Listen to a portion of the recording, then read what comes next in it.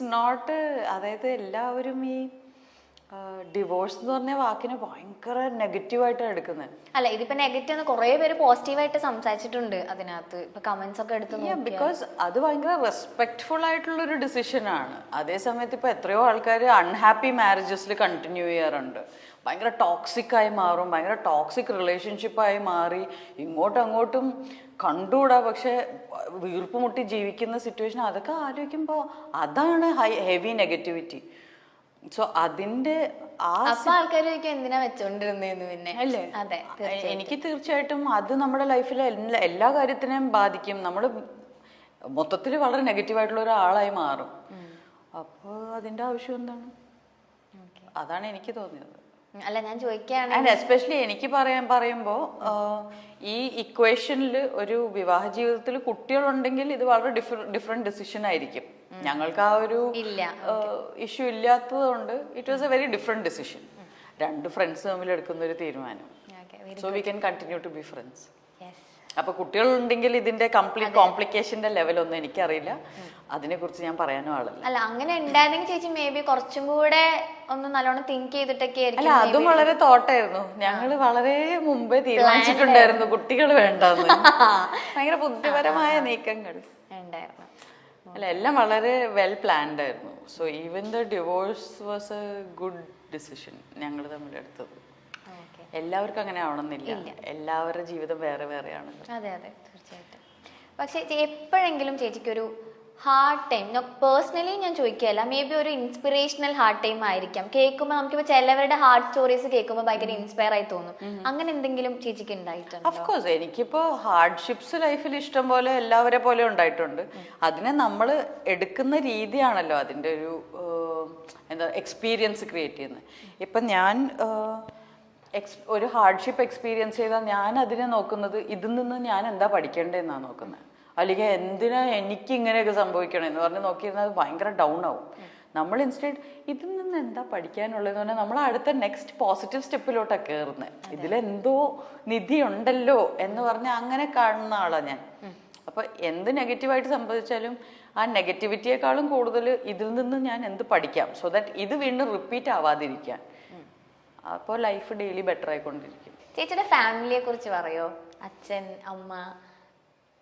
എന്ത് പറയാനാ, പാവങ്ങളല്ലേ. എൻ്റെ ഫാമിലി ആയി പോയി.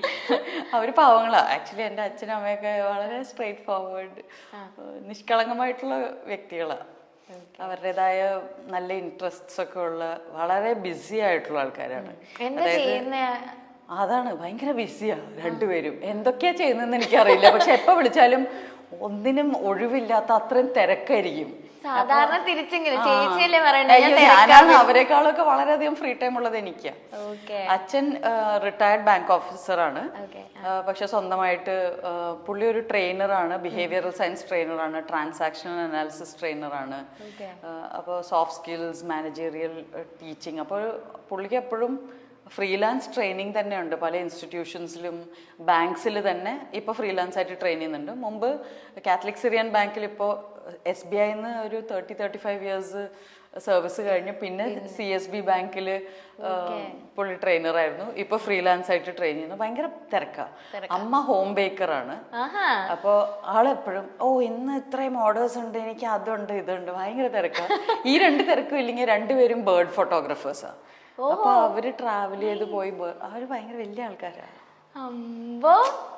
അത് കൊള്ളാലോ. അതാണ്. അപ്പൊ ഈ സാജൻസ് ബേക്കറി ചെയ്തപ്പോഴേക്കും അമ്മ ഹെൽപ്പ് ഒക്കെ ചെയ്തിരുന്നു? അല്ല, ഞാൻ കണ്ടു വളർന്ന, ഞാൻ ഒരു 3 വയസ്സുള്ളപ്പോ തൊട്ട് അമ്മ ബേക്ക് ചെയ്യുന്നുണ്ട്.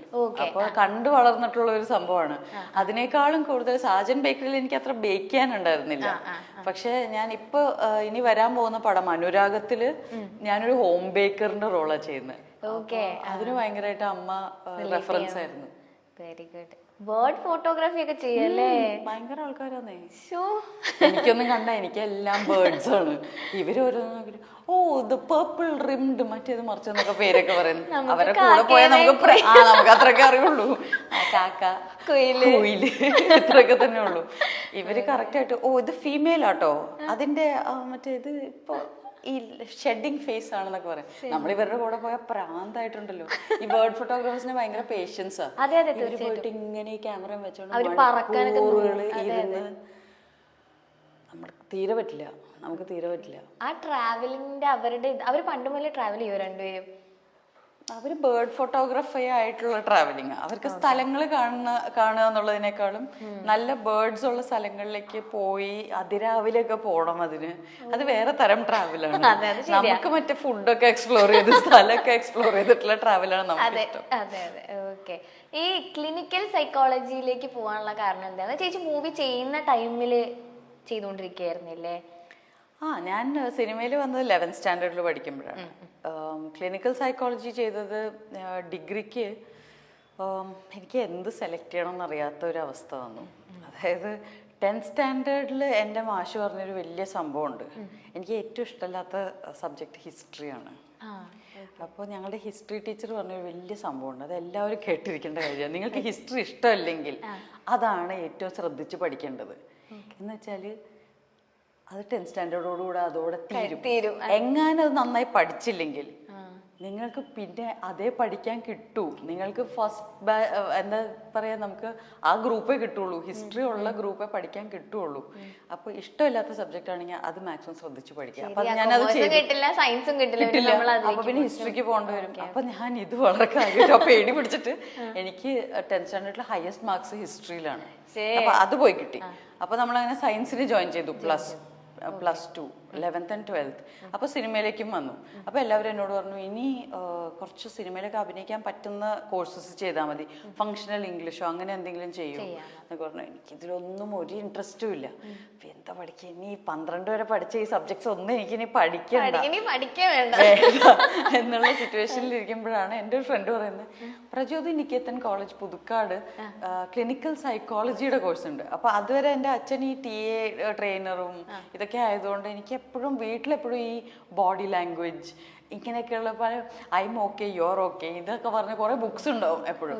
അപ്പൊ ഞാൻ ഇതൊക്കെ ഇരുന്ന് വായിക്കുമായിരുന്നു. അപ്പൊ ഞാൻ സൈക്കോളജി എന്നൊരു സബ്ജക്ട് ഉണ്ടല്ലേ, അത് പഠിക്കാലോ, അങ്ങനെ പോയതാ. വേറെ ഒന്നും പഠിക്കാൻ താല്പര്യം ഇല്ലാത്തതുകൊണ്ട് സൈക്കോളജിയിലേക്ക് പോയതാ. പക്ഷെ എങ്ങനെ ഉണ്ടായിരുന്നു പഠിച്ചിട്ട്? ബ്രില്യന്റ്. നമുക്ക് എനിക്ക് തോന്നുന്നു ആക്ടേഴ്സിന് ചെയ്യാൻ പറ്റിയ ഏറ്റവും നല്ല കോഴ്സ് സൈക്കോളജി ആയിരിക്കും. പക്ഷെ ഭയങ്കര ഇതുപോലെ ഇപ്പൊ ഈ ക്ഷമ വേണ്ടേ അച്ഛനും അമ്മയും ബേർഡ് ഫോട്ടോഗ്രാഫിക്ക്? ക്ഷമയല്ല, അതിന് വേറെ ലെവൽ സ്കില്ല് വേണം. അതായത് മറ്റുള്ളവരുടെ പ്രോബ്ലംസ് നമുക്ക് നിഷ്പക്ഷമായി നല്ല വാക്ക് ഇങ്ങനെ വെറുതെ ന്യൂട്രൽ ആയിട്ട് ഇരുന്ന് കേൾക്കാൻ പറ്റണം, നമ്മൾ ഇമോഷണൽ ആവാതെ. അതെനിക്ക് പറ്റുന്നുണ്ടായിരുന്നില്ല. അല്ല, എന്റെ ചില ഫ്രണ്ട്സ് പറഞ്ഞു കേട്ടിട്ടുണ്ട്, ഇത് പഠിക്കുന്നവരെ നമ്മളിങ്ങനെ കുറെ പേരുടെ കേട്ട് ലാസ്റ്റ് നമ്മള് കൗൺസിലിങ്ങിന് പോകേണ്ട അവസ്ഥയാവും. തീർച്ചയായും. ഏറ്റവും കൂടുതൽ സൂയിസൈഡ് റേറ്റ് ഉള്ള പ്രൊഫഷൻ എന്ന് പറയുന്നത് സൈക്കോളജി.